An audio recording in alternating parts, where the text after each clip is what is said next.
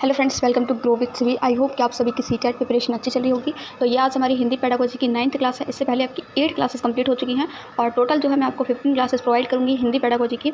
सो जैसा कि आप सभी को पता है, मैं आपको सीटेट पेपर 2 के प्रैक्टिस पेपर प्रोवाइड कर रही हूँ और ये कुछ नहीं है, प्रीवियस ईयर क्वेश्चन ही हैं जो कि प्रीवियस ईयर में आपके पूछे गए हैं।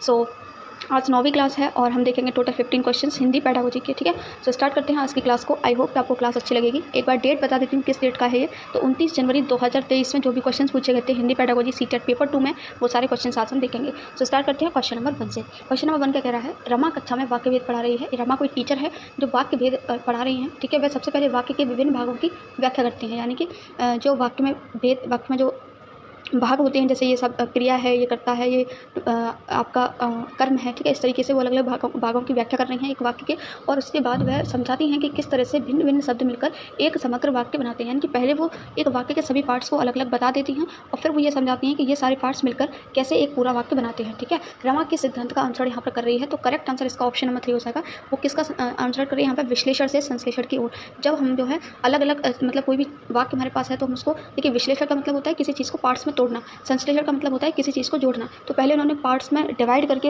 हर एक हर एक पार्ट का मतलब समझाया, उसके बाद एक पूरा सेंटेंस बताया कि किस तरीके से उनको जोड़ करके, तो संश्लेषण। ठीक है, तो ऑप्शन नंबर 3 यहाँ पर बिल्कुल करेक्ट हो जाएगा। ये सारे मैंने आपको जो है हिंदी पेडागोजी की मैराथन क्लास में करवाए हुए हैं। नेक्स्ट क्वेश्चन देखते हैं। सुधा कक्षा 7 में पढ़ाती है। सुधा कोई टीचर है जो कक्षा 7 में पढ़ाती हैं। उसके पाठ्यक्रम का मुख्य उद्देश्य है, यानी कि उनका मुख्य एम ये है कि वह स्वयं को अभिव्यक्त करने के लिए भाषा का प्रयोग कर सकें। अपने पाठ्यक्रम संबंधी गतिविधियों के लिए वह सूचना देने, सहमति प्रकट करने, माफ़ी मांगने, निवेदन करने, विश्वास दिलाने जैसी क्रियाओं के आधार पर संवाद सृजित करती हैं। वह किस तरह के पाठ्यक्रम? तो इसका यहाँ पर करेक्ट आंसर हो जाएगा ऑप्शन नंबर 1। इसको हम कहते हैं व्यवहारिक पाठ्यक्रम। ठीक है, यानी कि यहाँ पर देखिए क्या हो रहा है, वह स्वयं को अव्यक्त करने के लिए भाषा का प्रयोग कर सके, यानी कि हम जो है खुद अव्यक्ति कर पाएँ, हम खुद भाषा का अपने रियल लाइफ में यूज़ कर पाएँ। तो यहाँ पर जो आपका पाठ्यक्रम है वो किससे रिलेटेड है, किस पाठ्यक्रम का अनुसरण कर रही है? व्यवहारिक पाठ्यक्रम का, जिससे जो है आगे चलकर हम जो है भाषा की स्किल्स को भी सीख पाए। कौशल आधारित क्या है? भाषा की जो स्किल्स होती हैं LSR-W3, लिखना, सुनना, पढ़ना, उनमें हम अच्छा कर पाए, उनसे रिलेटेड जो पाठ्यक्रम था उसको। संरचनात्मक पाठ्यक्रम क्या होता है? जिसमें हम व्याकरण यानी व्याकरण के नियमों को लेकर के जो पाठ्यक्रम स्ट्रक्चर बनाया जाता है, या फिर जो पाठ्यक्रम है वो नियमों को लेकर के पढ़ाया जाता है, वो आपका संरचनात्मक होता है। और कार्य आधारित मतलब जिसमें कोई एक्टिविटी हो रही हो वो आपका कार्य आधारित होता है। तो इसका ऑप्शन नंबर 1 करेक्ट है। देखिए 15 क्वेश्चंस में से आपको आपके जो है कितने क्वेश्चंस राइट गए हैं ये आपको नीचे जरूर कमेंट सेक्शन में कमेंट करना है। ओके, और जो जहाँ भी आपने गलती की है उस गलती पर आपको काम करना है, जिससे नेक्स्ट क्वेश्चन में आप जो है अगर वो क्वेश्चन अगर रिपीट होता है तो आगे जो है आप उस क्वेश्चन को सही कर पाएँ। नेक्स्ट है आपका निम्न में से कौन सी व्याकरण अनुवाद विधि की विशेषता नहीं है? तो ग्रामर ट्रांसलेशन मेथड की इसमें से कौन सी विशेषता नहीं है वो आपको बताना है। व्याकरण निर्धारित तरीके से पढ़ाई जाती है। व्याकरण नियमों के प्रस्तुतिकरण के माध्यम से पढ़ाई जाती है। वाक्यों के अनुवाद को प्रोत्साहित नहीं किया जाता है। लास्ट है द्विभाषा शब्द सूची के माध्यम से शब्द भंडार सिखाया जाता है। अब देखिए यहाँ पर क्या कहा जा रहा है कि कौन सी नहीं है, यानी कि हमें गलत ढूंढना है इसके बारे में, कौन सा यहाँ पर गलत लिखा हुआ है। ठीक है, तो देखिए ऑप्शन नंबर 3 को अगर मैं देखती हूँ तो वाक्यों के अनुवाद को प्रोत्साहित नहीं किया जाता है। व्याकरण अनुवाद विधि है तो अनुवाद को तो प्रोत्साहित किया जाना चाहिए, जबकि ये कह रहे हैं कि नहीं किया जाता है, तो यही आपका गलत है और गलत ही हमसे पूछा था, इसलिए ऑप्शन नंबर 3 आपका करेक्ट हो जाएगा। नेक्स्ट क्वेश्चन है, निम्न में से कौन सी संप्रेषणात्मक शिक्षण की विशेषता है? तो संप्रेषणात्मक क्या होता है? कम्युनिकेशन जो टीचिंग होती है उसकी विशेषता आपको बतानी है। अवधारणाओं या स्थितियों के शिक्षण का कोई व्यवस्थित प्रारूप नहीं है। नेक्स्ट है, इस विधि में समस्या समाधान गतिविधियाँ केंद्र में नहीं है। अध्यापक बच्चों की ही तरह बात करते हैं। इस विधि में व्याकरणिक, सो इसका यहाँ पर करेक्ट आंसर हो जाएगा ऑप्शन नंबर 1। अवधारणाओं या स्थितियों के शिक्षण का कोई व्यवस्थित यहाँ पर प्रारूप नहीं है। ये जो आपकी शिक्षण की जो संप्रेषणात्मक शिक्षण, जिसको हम CLT भी बोलते हैं इंग्लिश में, ठीक है, इसका जो मोटिव होता है वो ये होता है कि आप अपने रियल लाइफ में जो है कम्युनिकेशन कर पाएँ। ठीक है, सो ऑप्शन नंबर 1 इसका करेक्ट हो जाएगा। नेक्स्ट है आपका, निम्न में से कौन सी श्रव्य भाषिक विधि की विशेषता नहीं है? श्रव्य भाषिक विधि की भी यहाँ पर कौन सी विशेषता नहीं है आपको बताना है। देखिए कुछ क्वेश्चन मैंने आपको करवा रखे हैं, मतलब इनमें बता रखा है कि क्या ट्रिक आपको यूज़ करनी चाहिए। जैसे लास्ट वाला ऑप्शन देखिए, इसमें प्रतिरूपों की बहुत अधिक ड्रिल करवाई जाती है। ड्रिल मतलब रटवाया जाता है, ये तो गलत हो गया। ठीक है, भाषा का प्रत्येक रूप तो अलग अलग रूप से पढ़ा जाता है, ये भी आपका गलत हो गया। नेक्स्ट है, ये मुख्य रूप से पठन और वाचन पर केंद्रित है। नेक्स्ट है, ये मुख्य रूप से श्रवण और वाचन पर केंद्रित है। तो यहाँ पर श्रवण भाषिक विधि है, यानी कि जिसमें हम श्रवण मतलब जिसमें हम सुन रहे हैं कुछ, ठीक है, भाषिक यानी कि जिसमें हम भाषा का यूज़ कर रहे हैं, कुछ बोल रहे हैं। तो यहाँ पर कौन सी विशेषता नहीं है? ठीक है, तो ऑप्शन नंबर 2 करेक्ट हो जाएगा। ये पठन और वाचन, देखिए यहाँ पर कुछ पढ़ने जैसा हम नहीं कर रहे हैं। ठीक है, इसलिए ऑप्शन नंबर 2 इसका करेक्ट हो जाएगा। नेक्स्ट क्वेश्चन है आपका यहाँ पर, समध्वनि और विषम ध्वनि शब्दों वाले भाषाई खेल किसका विकास करने में मदद करते हैं? तो ये आपका विकास करते हैं शब्द भंडार का, यानी कि आपकी जो वर्ड पावर होता है उसका। तो ऑप्शन नंबर 1 आपका यहाँ बिल्कुल करेक्ट हो जाएगा। नेक्स्ट क्वेश्चन देखते हैं, लक्ष्य दृश्यात्मक शब्द विद्यार्थियों की किसमें मदद नहीं करेंगे? तो वो आपको बताना है कि नहीं करेंगे, गलत वाला ढूंढना है। लक्ष्य दृश्यात्मक शब्द नए पाठकों में आत्मविश्वास पैदा करते हैं। दूसरा है, बच्चों को अधिक कठिन शब्दों को समझने के लिए अधिक प्रयास नहीं करना चाहिए। तीसरा है, लक्ष्य दृश्यात्मक शब्द अच्छी तरह से पठन के लिए संकेत देते हैं। लास्ट है आपका, लक्ष्य दृश्यात्मक शब्दों का अर्थ समझने के लिए।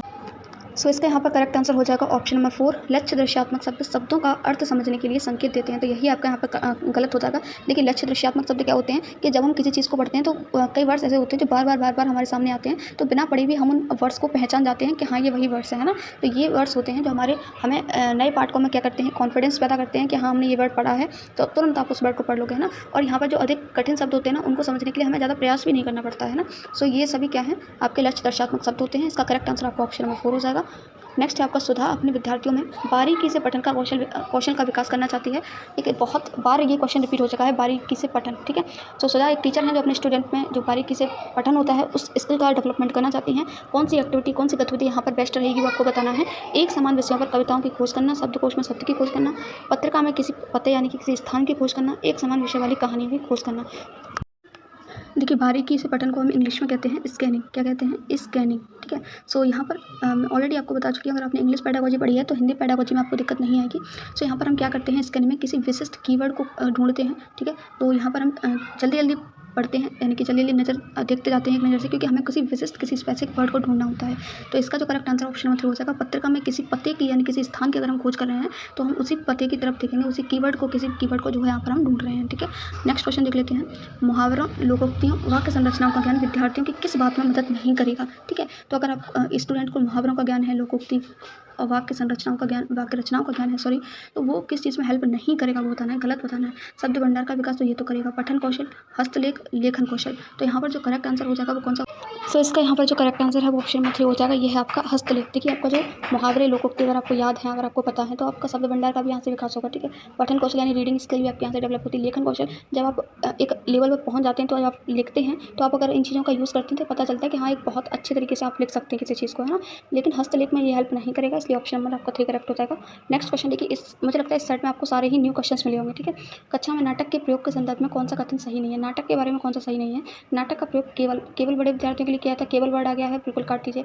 नाटकों का प्रयोग करके विभिन्न स्तरों पर यानी कि अलग अलग लेवल्स पर विद्यार्थियों के पठन, लेखन, श्रवण और वाचन का विकास किया जाता है। सो ऑप्शन नंबर 2 आपका करेक्ट है। बाकी और देख लेते हैं। नाटक एक साथ कई भाषा दक्षताओं के विकास में मदद करते हैं, ये भी सही हो सकता है। नाटक विद्यार्थियों के लिए कभी भी उबाऊ नहीं होते हैं, तो ये भी सही है, ठीक है। अब क्वेश्चन यहाँ पर क्या पूछा है कि कौन सा सही नहीं है, ठीक है, गलत पूछा है, तो ये गलत था पहला वाला कि केवल बड़े विद्यार्थियों के लिए किया जाता है, तो यही आपका करेक्ट हो जाएगा, ठीक है। सो ऑप्शन नंबर 1 इसका करेक्ट है। बाकी ये तीनों ही आपके नाटक के बारे में सही है।